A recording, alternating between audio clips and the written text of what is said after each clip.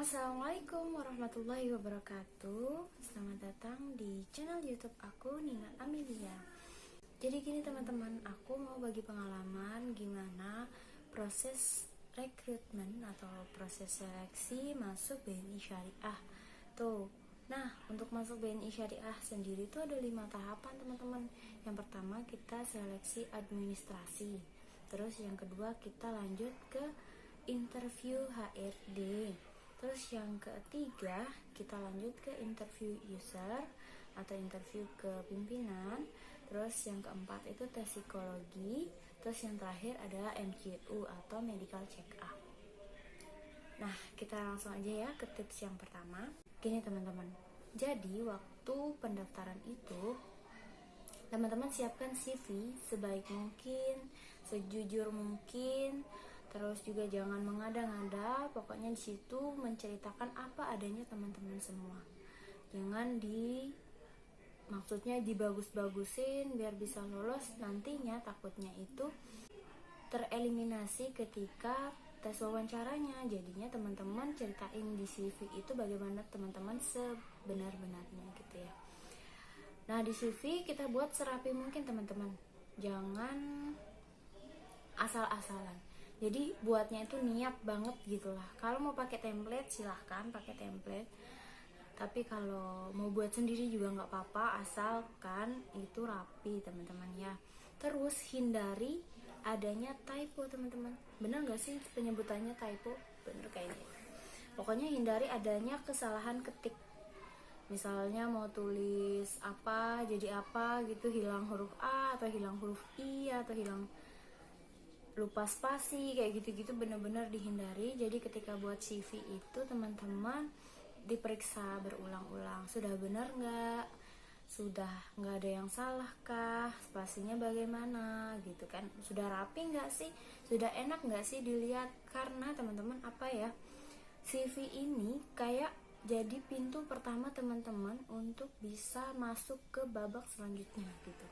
Di CV ini kayak penentuan HRD-nya itu suka atau enggak sama teman-teman. Maksudnya tertarik atau enggak sama teman-teman gitu. Jadi di situ yang rapi ya teman-teman. Nah, kalau misalnya teman-teman ada kesalahan di CV itu pokoknya dihindari. Takutnya HRD-nya itu mandang dari situ teman-teman tuh nggak teliti gitu. Wah, ada CV atas nama ini, nulis CV aja salah, apalagi kalau dikasih tugas di perusahaan. Apa bisa nggak salah gitu kan, maksudnya ketelitian juga diperlukan bahkan untuk hal yang sekecil itu teman-teman. Jadi gitu tadi, yang pertama siapin CV dengan baik. Apalagi ya isinya CV apa aja, itu mulai dari biodata diri teman-teman, mulai dari nama, tempat tanggal lahir, sekarang tinggal di mana, berat badan, tinggi badan, email, media sosial atau sosial medianya apa.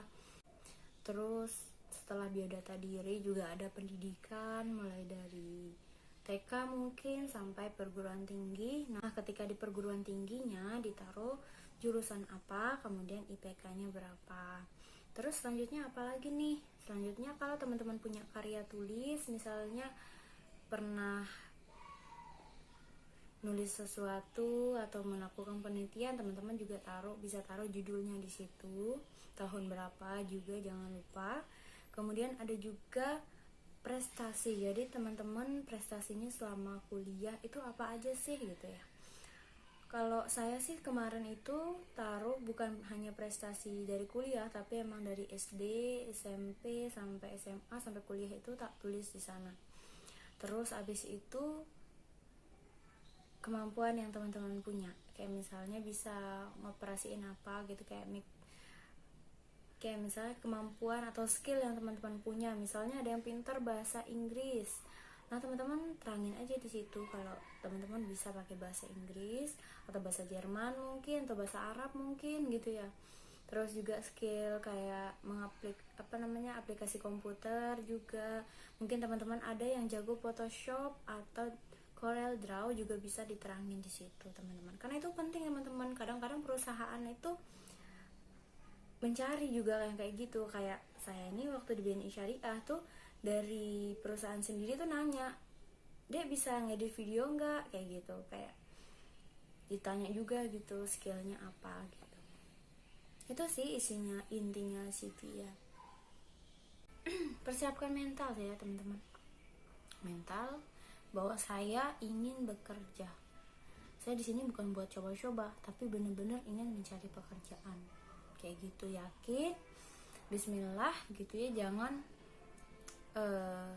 jangan tidak ada keyakinan gitu. Maksudnya Bismillahnya tuh bener-bener yakin aja teman-teman gitu, bahwa teman-teman pasti akan lolos di sini. Bangun keyakinan itu teman-teman gitu. Aduh, saya ngomong gini ini belum tentu saya melakukan itu ya.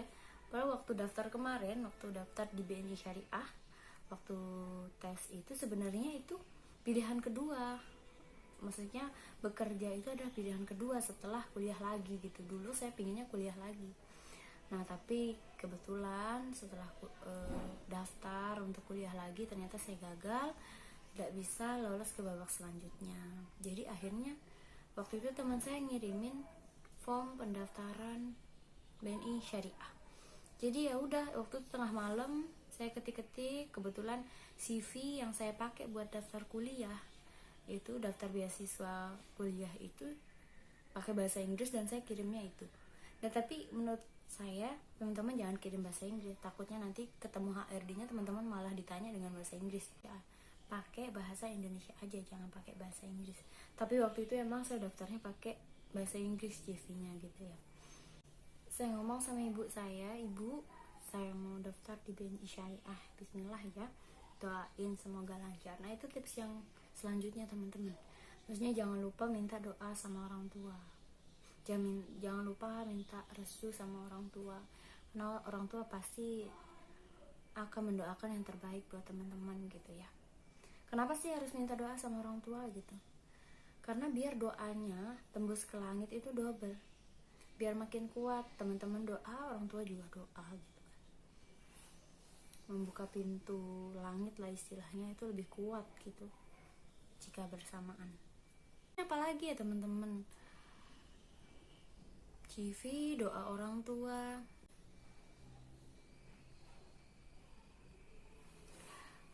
Lalu tips selanjutnya itu mengisi form, ketika mengisi form seleksi administrasi. Itu kita lagi-lagi harus sejujur mungkin, karena biasanya ada aja yang pertanyaan-pertanyaan kayak apa udah pernah ikut organisasi, atau pernah juara kah, atau pernah bagaimana kegiatan di kampus. Itu biasanya ada di keterangan di sana. Teman-teman ceritakan saja di situ, ceritakan semuanya. Ceritakan hal-hal menarik yang menurut teman-teman itu bisa membuat HRD itu tertarik dengan teman-teman. Begitu juga sama dengan di CV. Jadi teman-teman paparkan di sana apa yang kira-kira kenapa sih saya pantas dipilih oleh BNI Syariah atau oleh perusahaan untuk diterima seperti itu. Nah, itu dia tadi tips lolos seleksi administrasi. Jadi beberapa hal tadi semoga bisa bermanfaat ya teman-teman. Dan di next video akan aku sharing gimana tips untuk lolos interview pertama atau interview HRD biasanya kalau di perusahaan. Oke, sekian video ini teman-teman. Terima kasih sudah nonton. Jangan lupa di like, di komen, subscribe, dan share ya. Semoga bermanfaat. Assalamualaikum warahmatullahi wabarakatuh.